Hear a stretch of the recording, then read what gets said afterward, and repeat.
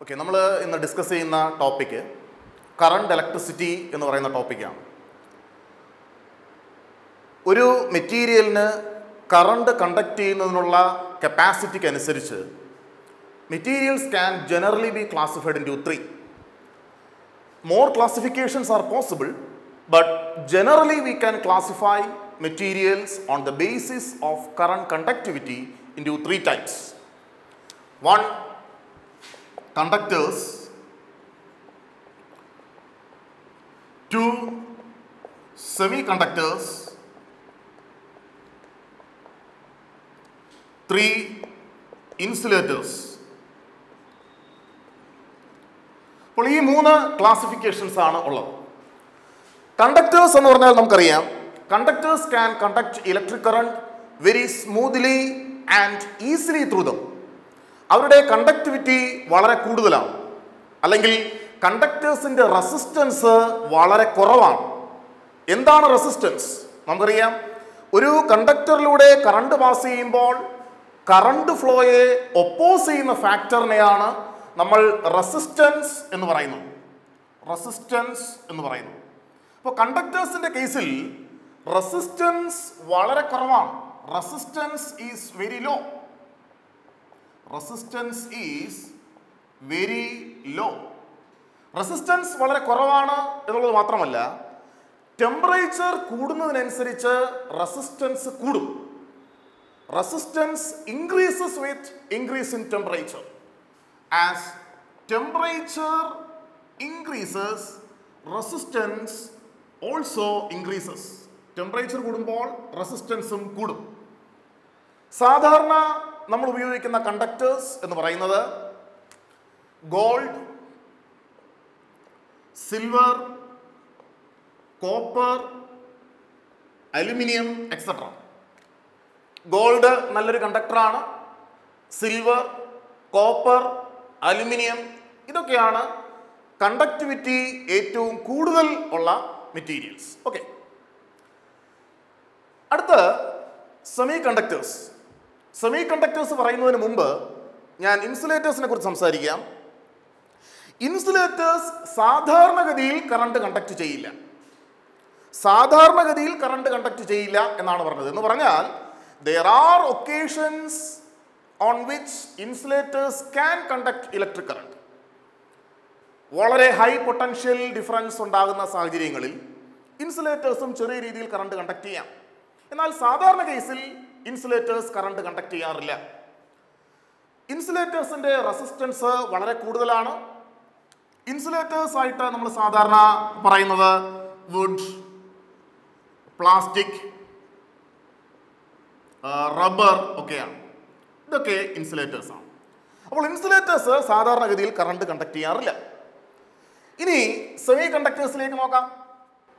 Semi കണ്ടക്ടേഴ്സിൻ്റെ conductivity ഇൻസുലേറ്റേഴ്സിൻ്റെ കണ്ടക്ടിവിറ്റിക്കും കണ്ടക്ടേഴ്സിൻ്റെ കണ്ടക്ടിവിറ്റിക്കും ഇടയിലാണ്. എന്ന് പറഞ്ഞാൽ സെമി കണ്ടക്ടേഴ്സിൻ്റെ അത്രയും നന്നായിട്ട് കണ്ടക്ട് ചെയ്യാറില്ല, എന്നാൽ ഇൻസുലേറ്റേഴ്സിനേക്കാൾ നന്നായിട്ട് കണ്ടക്ട് ചെയ്യും.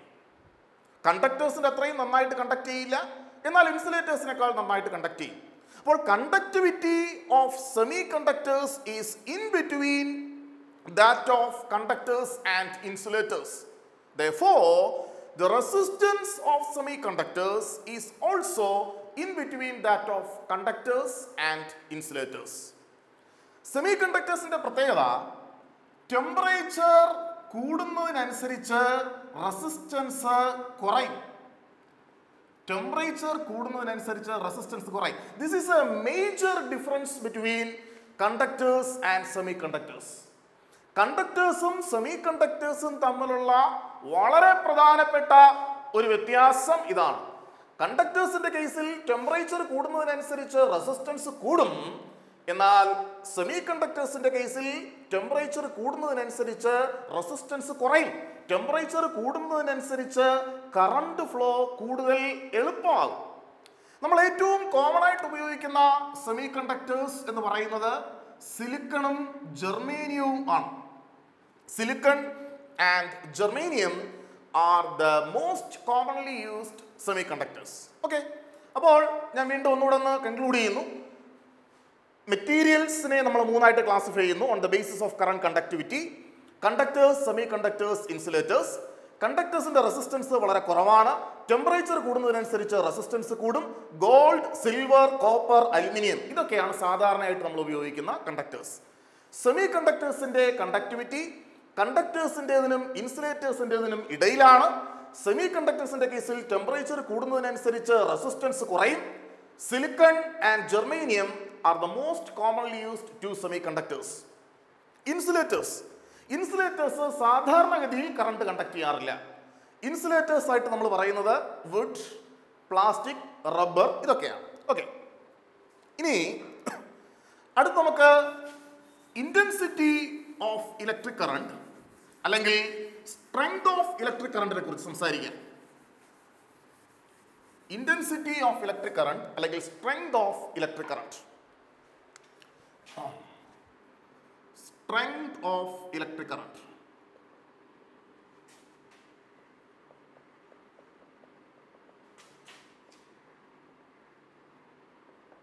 അല്ലെങ്കിൽ ഇന്റൻസിറ്റി ഓഫ് ഇലക്ട്രിക് കറണ്ട്. ഒരു കണ്ടക്ടറിലൂടെ ചാർജ് ഫ്ലോ ചെയ്യുന്നതിനെയാണ് നമ്മൾ കറണ്ട് എന്ന് പറയുന്നത്. നമുക്കറിയാം, എന്ത് ഫ്ലോ ചെയ്താലും നമുക്ക് കറണ്ട് എന്ന് പറയാം. നമ്മൾ എയർ ഫ്ലോ ചെയ്യുന്നതിന് നമുക്ക് എയർ കറണ്ട് എന്ന് പറയാം. വാട്ടർ ഫ്ലോ ചെയ്യുന്നതിന് വാട്ടർ കറണ്ട് എന്ന് പറയാം. ഇതുപോലെ ഒരു കണ്ടക്ടറിനകത്തൂടെ ഇലക്ട്രിക് ചാർജ് മൂവ് ചെയ്യുന്നതിനെയാണ് ഇലക്ട്രിക് കറണ്ട് എന്ന് പറയുന്നത്. എന്നാൽ കണ്ടക്ടേഴ്സിനകത്ത് മൂവബിൾ ആയിട്ടുള്ള ചാർജസ് എന്ന് പറയുന്നത് ഇലക്ട്രോൺസ് ആണ്. നമുക്കറിയാം, ബേസിക്കലി രണ്ട് തരത്തിലുള്ള ചാർജസ് ആണ് നമുക്കുള്ളത്, ഇലക്ട്രോൺസും പ്രോട്ടോൺസും. ഇലക്ട്രോൺസിന് നെഗറ്റീവ് ചാർജാണ്, പ്രോട്ടോൺസിന് പോസിറ്റീവ് ചാർജാണ്. എന്നാൽ പ്രോട്ടോൺസ് ന്യൂക്ലിയസിനകത്താണ്, അവർക്ക് സാധാരണഗതിയിൽ മൂവ് ചെയ്യുക സാധ്യമല്ല. അപ്പോൾ ഇലക്ട്രോൺസ് ആണ് സാധാരണഗതിയിൽ കണ്ടക്ടറിനകത്തൂടെ മൂവ് ചെയ്യുന്നത്. അപ്പോൾ കണ്ടക്ടറിലെ കറണ്ട് കണ്ടക്ഷൻ ഇലക്ട്രോൺസ് കാരണമാണ്. സെമി കണ്ടക്ടേഴ്സിലെ കറണ്ട് കണ്ടക്ഷൻ ഇലക്ട്രോൺസ് കാരണം മാത്രമല്ല, ഇലക്ട്രോലൈറ്റ്സിലെ കറണ്ട് കണ്ടക്ഷൻ പോസിറ്റീവ് അയോൺസും നെഗറ്റീവ് അയോൺസും കാരണമാണ്. എന്നാൽ കണ്ടക്ടേഴ്സിലെ കറണ്ട് കണ്ടക്ഷൻ ഇലക്ട്രോൺസ് കാരണമാണ്. അപ്പോൾ ഒരു കണ്ടക്ടറിലൂടെ ഒരു കണ്ടക്ടറിലെ ഏതെങ്കിലും ഒരു ക്രോസ് സെക്ഷനിലൂടെ ഒരു സെക്കൻഡിൽ പാസ് ചെയ്യുന്ന ഇലക്ട്രിക് ചാർജിനെയാണ്, ഇലക്ട്രോൺസിനെയാണ് ഇന്റൻസിറ്റി ഓഫ് ഇലക്ട്രിക് കറണ്ട് എന്ന് പറയുന്നത്. Intensity of electric current is defined as the time rate of flow of charge across any cross section of the conductor. ഒരു കണ്ടക്ടറിലൂടെ ഒരു സെക്കൻഡിൽ പാസ് ചെയ്യുന്ന ചാർജിനെയാണ് ഇന്റൻസിറ്റി ഓഫ് ഇലക്ട്രിക് കറണ്ട് എന്ന് പറയുന്നത്. സപ്പോസ് ഞാനൊരു കണ്ടക്ടർ കൺസിഡർ ചെയ്യുന്നു. ആ കണ്ടക്ടറിലൂടെ ടി ടൈം കൊണ്ട് ക്യൂ ചാർജ് ഫ്ലോ ചെയ്യുന്നു എന്ന് വിചാരിക്കുക. ടി ടൈം കൊണ്ട് ക്യൂ ചാർജ് ഫ്ലോ ചെയ്യുന്നു. അങ്ങനെയാണെങ്കിൽ intensity of electric current is given by I is equal to Q by T. Charge by time. Charge passing through a conductor in unit time. അതിനെയാണ് intensity of electric current എന്ന് പറയുന്നത്. ഇനി ഒരു കണ്ടക്ടറിലൂടെ, suppose ഒരു കണ്ടക്ടറാണ്, ഈ കണ്ടക്ടറിലൂടെ ഇങ്ങനെ ഇലക്ട്രോൺസ് മൂവ് ചെയ്തുകൊണ്ടിരിക്കുകയാണ്. ഈ കണ്ടക്ടറിലൂടെ ഒരു സെക്കൻഡിൽ n ഇലക്ട്രോൺസ് മൂവ് ചെയ്യുന്നു എന്ന് വിചാരിക്കുക. n electrons in 1 second. ഒരു കണ്ടക്ടറിലൂടെ ഒരു സെക്കൻഡിൽ n ഇലക്ട്രോൺസ് മൂവ് ചെയ്യുന്നു. അങ്ങനെയാണെങ്കിൽ intensity of electric current is given by I is equal to NE. എന്താണ് E? E is charge of electron. ഇലക്ട്രോണിന്റെ ചാർജ് നമുക്കറിയാം 1.6 into 10 raised to minus 19 coulomb. This much negative charge.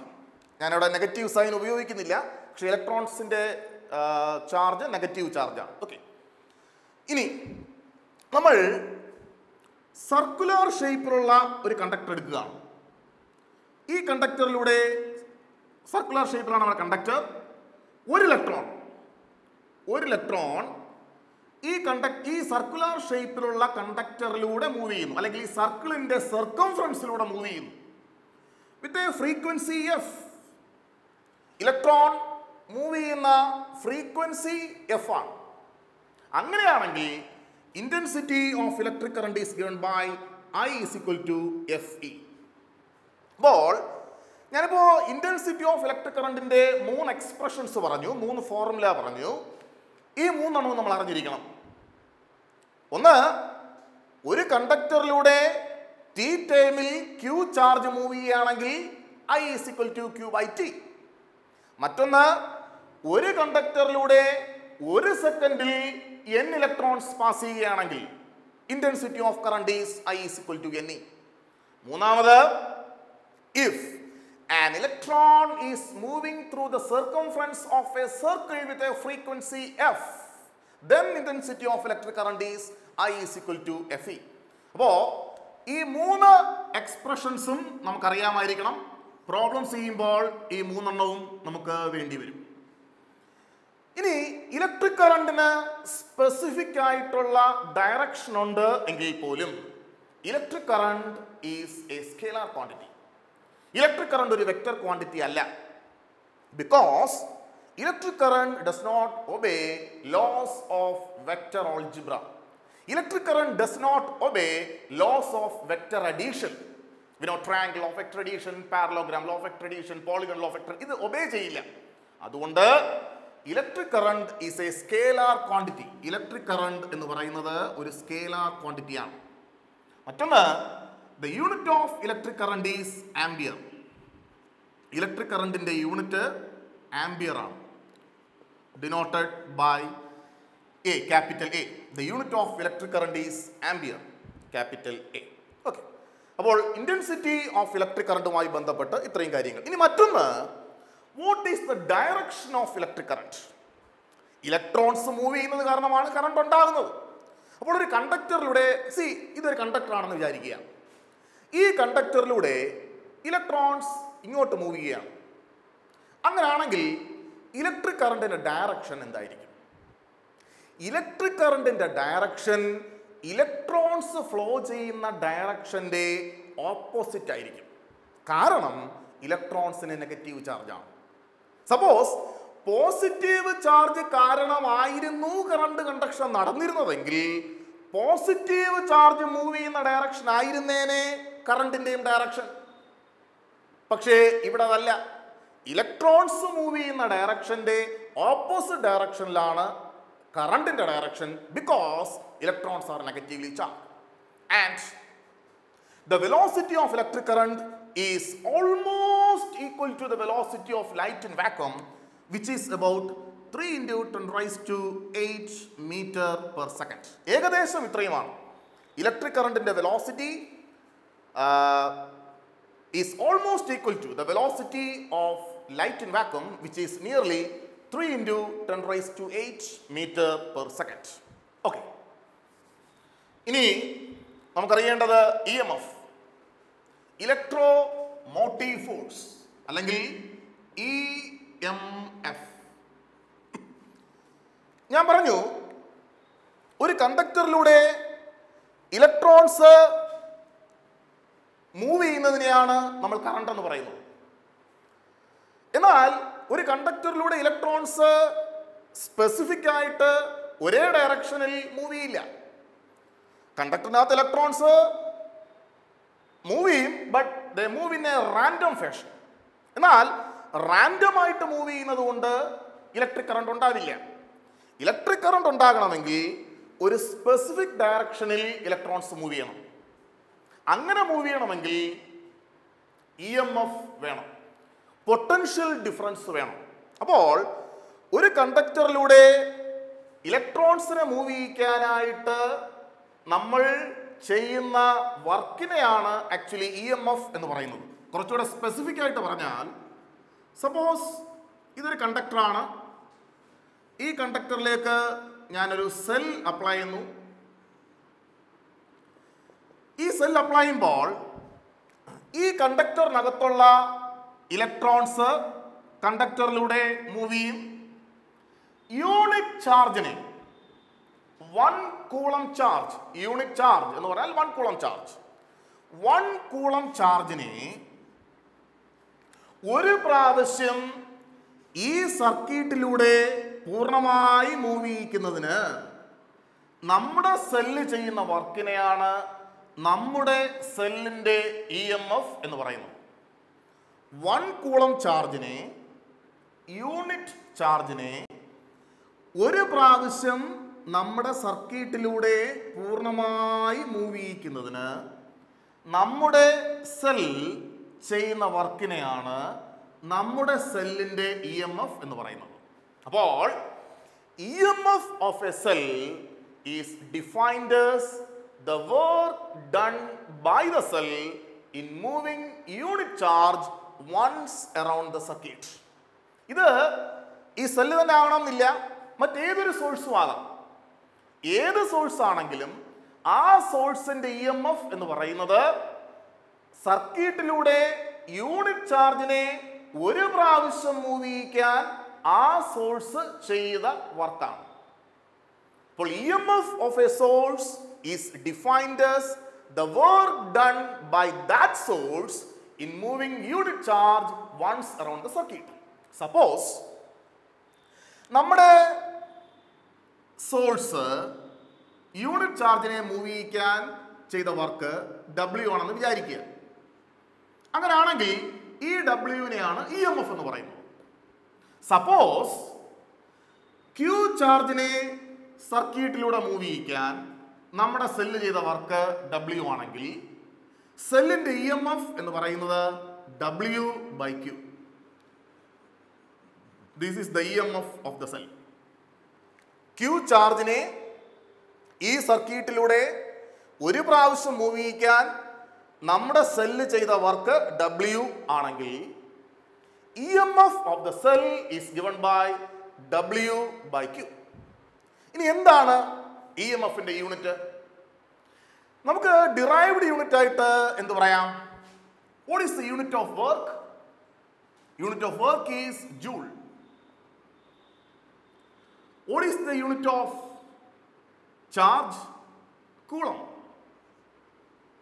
Or the unit of EMF is joule per coulomb. Joule per coulomb. This is the derived unit of EMF. എന്നാൽ conventional ആയിട്ട് നമ്മൾ ഉപയോഗിക്കുന്നത് volt എന്ന് പറയുന്ന unit ആണ്. Named after scientist. Volt. The unit of EMF is volt. Okay? Yes. അടുത്ത നമുക്ക് പഠിക്കേണ്ടത് ഡ്രിഫ്റ്റ് വെലോസിറ്റി.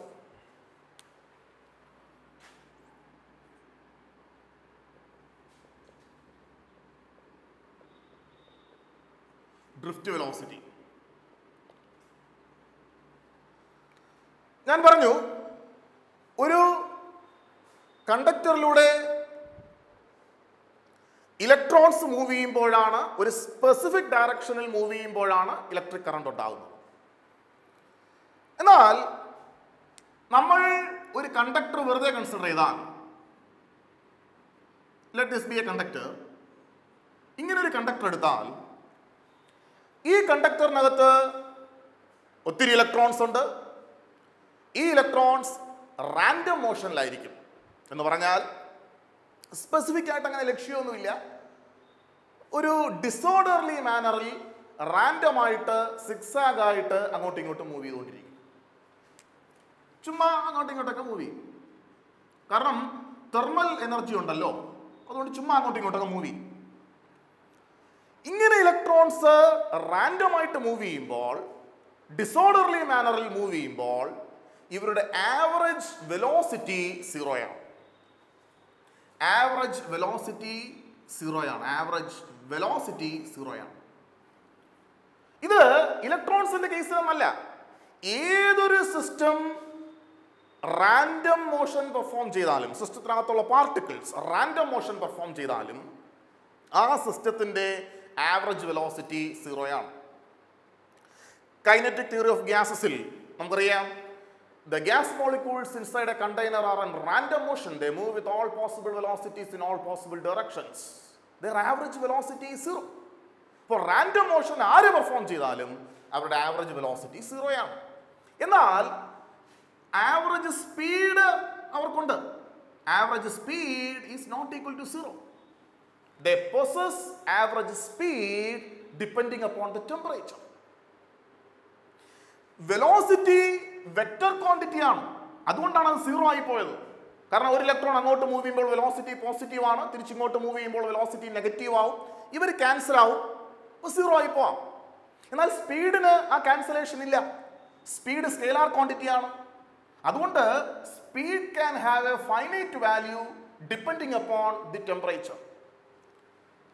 വെലോസിറ്റി സ്ക്വയറും 0 അല്ല. അതുകൊണ്ട് kinetic energy is also not equal to 0. because velocity square is not equal to 0.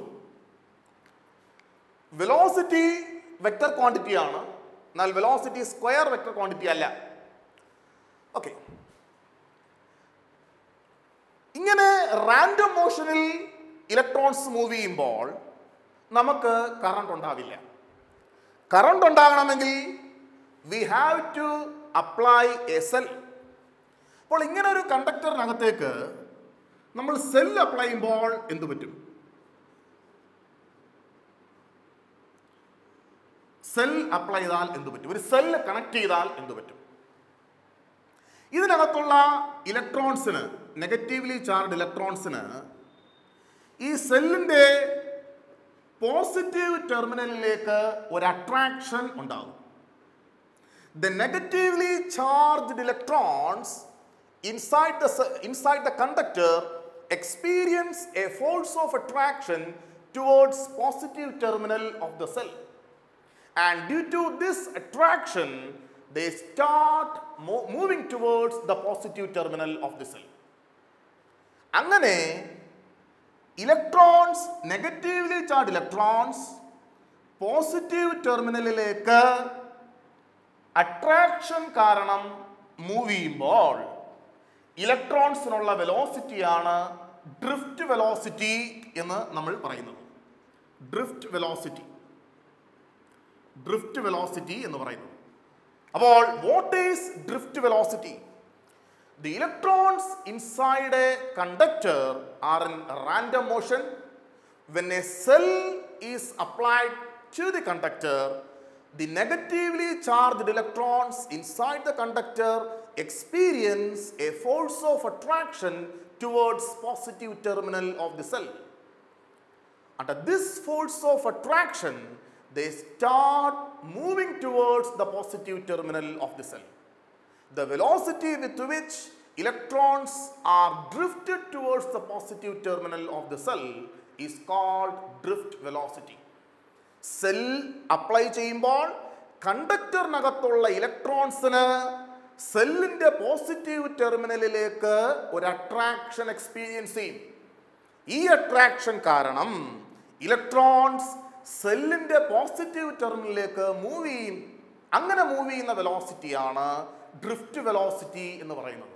The velocity with which electrons are drifted towards the positive terminal of the cell under the influence of this applied cell. ഇതിനെയാണ് നമ്മൾ drift velocity എന്ന് പറയുന്നത്. നമുക്കിനി അടുത്തറിയേണ്ടത് ഈ drift വെലോസിറ്റിയും electric കറണ്ടും തമ്മിലുള്ള relation connecting drift velocity and electric current. Relation connecting drift velocity and electric current. Relation between drift velocity and electric current.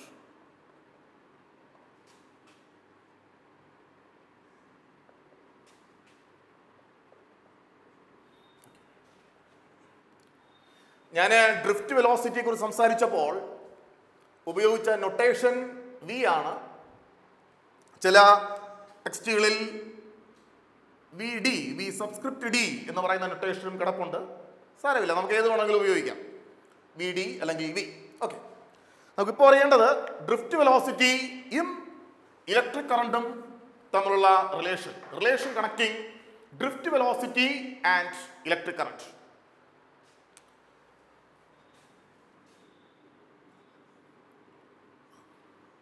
Let this be a conductor of length L. ഈ കണ്ടക്ടറിന്റെ length L ആണ്. ഈ കണ്ടക്ടറിന്റെ area of cross section A ആണ്. Area of cross section is A. ഈ കണ്ടക്ടറിലേക്ക് ഞാനൊരു cell connect ചെയ്യുന്നു. സെല്ലിന്റെ EMF E. സെല്ലിന്റെ EMF എത്രയാണെന്നുള്ളത് ഇവിടെ പ്രസക്തമല്ല. EMF E. സെല്ല് കണക്ട് ചെയ്യുമ്പോൾ എന്ത് പറ്റും? This is the positive terminal, this is the negative terminal. Electrons inside the cell, negatively charged electrons inside the cell, inside the conductor, negative charged electrons inside the conductor, സെല്ലിന്റെ positive ടെർമിനലിലേക്ക് move ചെയ്യും with a velocity v. ഈ വെലോസിറ്റിയാണ് നമ്മൾ drift velocity എന്ന് പറയുന്നത്. Okay, നമ്മുടെ കണ്ടക്ടറിന്റെ length എല്ലാണ്, area of cross section A ആണ്. അപ്പോൾ കണ്ടക്ടറിന്റെ വോളിയം എത്രയായിരിക്കും? Volume is equal to A into L. സാധാരണ കണ്ടക്ടർ എന്ന് പറയുന്നത് സിലിണ്ടറിക്കൽ ഷേപ്പാണ്. സിലിണ്ടറിന്റെ ഏരിയ നമുക്കറിയാം, ലെങ്ത് ഇൻറ്റു ബേസ് ഏരിയ. സിലിണ്ടറിന്റെ volume length into base area. അപ്പോൾ volume of this conductor is AL. Suppose നമ്മുടെ കണ്ടക്ടറിനകത്ത് ഉള്ള ഇലക്ട്രോൺസിന്റെ ഇൻട്രിൻസിക് കോൺസെൻട്രേഷൻ അല്ലെങ്കിൽ electrons per unit volume N ആണ് എന്ന് വിചാരിക്കുക. നമ്മൾ അസ്യൂം ചെയ്യുകയാണ് ഈ കണ്ടക്ടറിനകത്ത് യൂണിറ്റ് വോളിയത്തിനകത്ത് എന്ന് പറഞ്ഞാൽ 1 മീറ്റർ ക്യൂബ് വോളിയത്തിനകത്ത് N ഇലക്ട്രോൺസ് ഉണ്ട്. അതിന് നമ്മൾ ഇൻട്രിൻസിക് കോൺസെൻട്രേഷൻ എന്ന് പറയും. Number of electrons per unit volume N ആണ്. അങ്ങനെയാണെങ്കിൽ ഈ കണ്ടക്ടറിനകത്ത് എത്ര ഇലക്ട്രോൺസ് കാണും? എത്ര ഫ്രീ ഇലക്ട്രോൺസ് കാണും? ഞാൻ പറഞ്ഞു ഈ കണ്ടക്ടറിന്റെ വോളിയം AL ആണ്. യൂണിറ്റ് വോളിയത്തിനകത്ത് N ഇലക്ട്രോൺസ് കാണും. അങ്ങനെയാണെങ്കിൽ N ഇലക്ട്രോൺസ് എന്ന് പറഞ്ഞാൽ N ഫ്രീ ഇലക്ട്രോൺസ് കാണും. അങ്ങനെയാണെങ്കിൽ ഈ കണ്ടക്ടറിനകത്ത് എത്ര ഫ്രീ ഇലക്ട്രോൺസ് കാണും? നമ്മുടെ കണ്ടക്ടറിനകത്തുള്ള free electrons, number of free electrons in our conductor is NaL. അപ്പോൾ ഈ ഫ്രീ ഇലക്ട്രോൺസ്, ഇത്രയും ഫ്രീ ഇലക്ട്രോൺസ് ഉണ്ട്. We have NaL free electrons inside our conductor. ഈ ഫ്രീ ഇലക്ട്രോൺസ് കാരണമുള്ള ടോട്ടൽ ചാർജ് എത്രയാണ്? The total charge due to this free electrons is Q is equal to NaL into E. നമുക്ക് NaL free electrons ഉണ്ട്. Number of electrons into charge of electron. Number of electrons NaL ആണ് into charge of 1 electron. ഇതാണ് total charge. Let that be relation number 1. നമ്മൾ കഴിഞ്ഞ ടോപ്പിക്കിൽ പഠിച്ചു intensity of electric current I is equal to Q by T. Where Q is charge and T is time. Let that be relation number 2. നമുക്ക് equation 1-നെ 2-ൽ substitute ചെയ്യാം. ചെയ്യുമ്പോൾ that is substituting 1 in 2. ചെയ്യുമ്പോൾ I is equal to NaLE by T. What is length by time? Length is similar to displacement. Displacement by time is velocity. Here also length by time is velocity, and in this case This velocity is called drift velocity. Length by time is velocity. That is, I is equal to NAVE, where V is equal to L by T. This is the relation connecting current and drift velocity. I is equal to NAVE. The relation connecting current and drift velocity. Currentum drift velocity തമ്മിലുള്ള relation ഇതാണ്. The relation connecting current and drift velocity.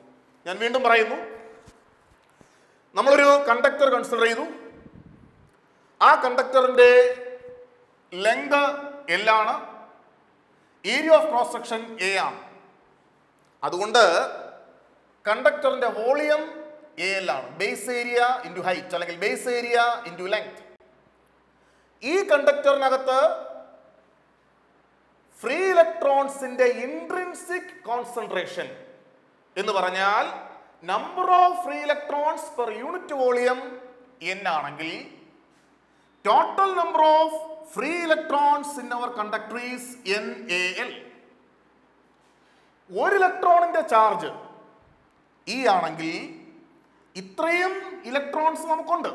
ഇത്രയും ഇലക്ട്രോൺസിന്റെ charge NaLe ആണ്. നമുക്കറിയാം current എന്ന് പറയുന്നത് charge by time ആണ്. ക്യൂവിന് പകരം NaLe ഇവിടെ സബ്സ്റ്റിറ്റ്യൂട്ട് ചെയ്യുമ്പോൾ I is equal to NaLe by T. Length by time is velocity. ഇവിടെ drift velocity I is equal to NaVe. This is the relation connecting current and drift velocity. Electric current എന്ന് പറയുന്നത് പോലെ മറ്റൊരു terminology നമ്മൾ അറിഞ്ഞിരിക്കുക, current density. Current density current ഡെൻസിറ്റിയെ നമ്മൾ J എന്നുള്ള ലെറ്റർ കൊണ്ട് ഡിനോട്ട് ചെയ്യും. കറണ്ട് പെർ യൂണിറ്റ് ഏരിയ അതിനെയാണ് കറണ്ട് ഡെൻസിറ്റി എന്ന് പറയുന്നത്. Current per unit area. See, ഇതാണ് നമ്മുടെ കണ്ടക്ടറെങ്കിൽ ഈ കണ്ടക്ടറിലൂടെ കറണ്ട് പാസ് ചെയ്യുന്നു. കറണ്ട് പെർ ബേസ് ഏരിയ, ഇതാണ് cross sectional area. Cross sectional area, ഈ കണ്ടക്ടറിന്റെ cross sectional area. Current per area അതിനെയാണ് കറണ്ട് ഡെൻസിറ്റി എന്ന് പറയുന്നത്. കറണ്ട് ഡെൻസിറ്റിയുടെ യൂണിറ്റ് എന്താ? കറണ്ടിന്റെ യൂണിറ്റ് ആംബിയർ ആണ്. ഏരിയയുടെ unit metre square. Therefore, the unit of current density is ampere per meter square. Current density is a vector quantity.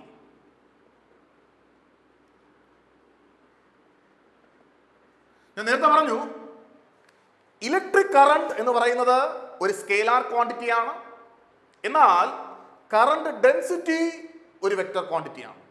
Current ഡെൻസിറ്റിയുടെ unit ampere per metre square. നമുക്ക് ഇവിടെ ഇലക്ട്രിക് കറണ്ടും drift വെലോസിറ്റിയും തമ്മിലുള്ള relation കിട്ടി. അതുപോലെ current ഡെൻസിറ്റിയും drift വെലോസിറ്റിയും തമ്മിലുള്ള റിലേഷനും നമ്മൾ അറിഞ്ഞിരിക്കണം. നമുക്കറിയാം J is equal to, നമ്മളവിടെ ഐക്ക് പകരം NaV സബ്സ്റ്റിറ്റ്യൂട്ട് ചെയ്യും. അപ്പോൾ NaVe divided by A. A cancel out, or J is equal to NVE. This is the relation connecting current and electric current density and drift velocity. Current density ഒരു vector quantity ആണ്, അതുകൊണ്ട് വേണമെങ്കിൽ നമുക്ക് മേളിലൊരു vector sign കൊടുക്കാം. This is the relation connecting current density and drift velocity. Current density യും drift velocity യും തമ്മിലുള്ള relation ഇതാണ്.